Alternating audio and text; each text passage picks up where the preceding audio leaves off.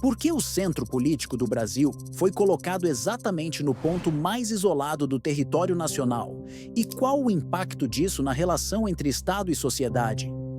Essa é uma pergunta essencial para entender a geopolítica de Brasília e a sensação crescente de que existe uma bolha de poder distante do cidadão comum. Brasília não surgiu naturalmente como a maioria das grandes capitais do mundo. Ela foi planejada, construída e instalada em um espaço praticamente vazio no coração do país. O objetivo declarado na época era integrar o território nacional, levar desenvolvimento ao interior e reduzir a dependência histórica do litoral. Mas por trás desse discurso desenvolvimentista havia também um interesse político profundo: deslocar o centro de decisões para longe das pressões sociais e dos maiores centros populacionais. Antes de Brasília, Rio de Janeiro e São Paulo concentravam quase tudo: economia, cultura, população e poder político. Era ali que a vida nacional pulsava e, por estar mais perto do povo, também era ali que o Estado enfrentava maior pressão popular. Greves, protestos, articulações políticas e até insatisfações do dia a dia tinham impacto direto no centro do poder. Quando Brasília foi inaugurada em 1960, a narrativa oficial era a modernização. Porém, na prática, a mudança tornou o poder muito menos acessível. A partir dali, o Brasil passou a ter uma capital distante da maior parte dos brasileiros, isolada física e emocionalmente do restante do país. E esse isolamento geográfico, com o tempo, virou isolamento político. Hoje, entender Brasília é entender como se formou uma espécie de fortaleza institucional, uma cidade desenhada para ser sede do governo e não para ser uma capital vibrante, popular, integrada ao cotidiano do cidadão. Uma capital que abriga os três poderes, mas que não abriga as dores, urgências e desafios concretos da maioria dos brasileiros. Falar sobre Brasília é confrontar o funcionamento do Estado. É entender por que decisões políticas e judiciais parecem cada vez mais desconectadas da realidade nacional. É refletir como a própria geografia influencia a formação de elites políticas mais distantes, menos pressionadas e, muitas vezes, mais propensas a defender seus próprios interesses antes dos interesses do país. A geografia de Brasília é um dos pontos centrais da discussão. A capital foi posicionada no Planalto Central, uma região de altitude elevada, clima seco e longas distâncias em relação aos principais polos econômicos do Brasil. O acesso ao Distrito Federal depende majoritariamente de viagens aéreas, o que já cria uma barreira natural entre governantes e governados. No litoral, onde vive a maior parte da população, o cotidiano é marcado por outras prioridades, como comércio, indústria, portos, turismo, serviços e agricultura. Já em Brasília, a economia gira essencialmente em torno do próprio Estado. Grande parte da população economicamente ativa depende direta ou indiretamente da máquina pública, como ministérios, tribunais, autarquias, órgãos reguladores e empresas estatais. Isso faz com que a capital funcione em uma lógica própria, muito diferente do restante do país. Essa concentração artificial de empregos públicos cria distorções, salários maiores do que a média nacional, benefícios, estabilidade e um custo de vida inflado que gira em torno da economia estatal. Em vez de mercado competitivo, temos mercado dependente do governo. Em vez de livre iniciativa, temos burocracia. Isso também reforça a sensação de bolha. Quem vive nessa realidade tende a enxergar o Estado como solução, não como problema.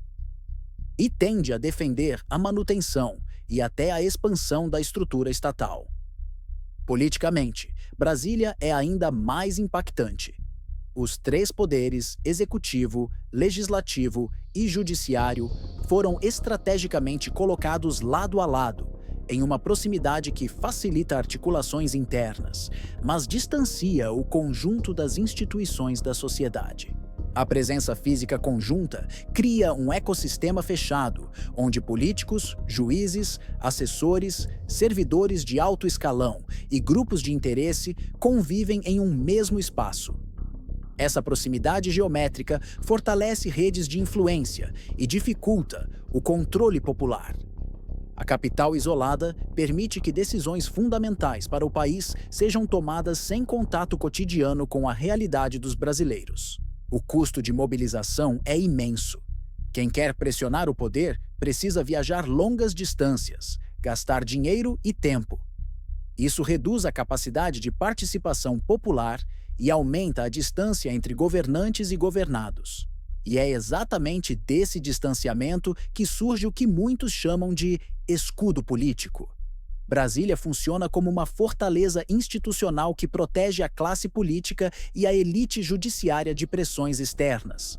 Durante grandes crises nacionais, esse escudo fica ainda mais evidente.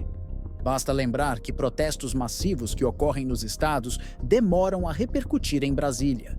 As instituições ali funcionam em um ritmo próprio, muitas vezes alheio ao sentimento nacional. Do ponto de vista estratégico, isso gera um efeito perigoso. Reduz a accountability. Governantes tomam decisões sem enfrentar diretamente as consequências sociais, econômicas e culturais dessas decisões. A geografia isolada reforça a impunidade e estimula comportamentos corporativistas. No campo econômico, o modelo reforça centralização.